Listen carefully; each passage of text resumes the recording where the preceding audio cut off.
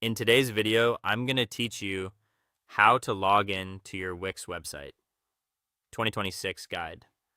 Accessing your Wix dashboard is the first step toward managing your site or starting something new. And the process is quick once you know where to look. Begin by opening your browser and heading to wix.com. If you're not already signed in, you'll land on the Wix homepage. Look to the top right corner of the screen and click the Log In button.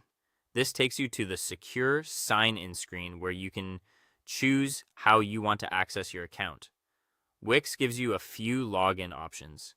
If you use an email and password, enter the email you registered with and select Continue with Email. You'll then be prompted for your password to complete the sign-in. Be sure you're using the same email associated with your Wix account to avoid confusion. If you prefer a third-party login, you can choose to continue with Google, Facebook, Apple, or SSO, which stands for Single Sign-On. These methods let you authenticate through a provider you already trust. Simply pick the option you normally use and follow the on-screen prompts.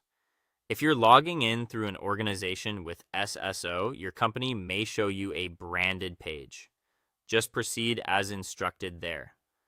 On some occasions, especially if it's one of your first times logging in on a new device or browser, Wix may ask you to confirm your email address before you continue. If you see that request, keep your login tab open, check your inbox for the confirmation message, and click the verification link to proceed. It usually arrives quickly, but give it a moment and check your spam or junk folder if needed. Once you're authenticated, Wix directs you to your account dashboard. This is your command center for everything related to your sites.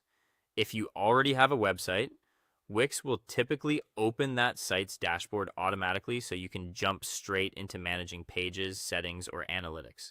If you don't have a site yet, or if you prefer to navigate between different projects, click All Sites near the top. From there, you'll see a clear option in the center of the page to create a new site. This is also the best place to switch between existing sites if you manage more than one. And that's it.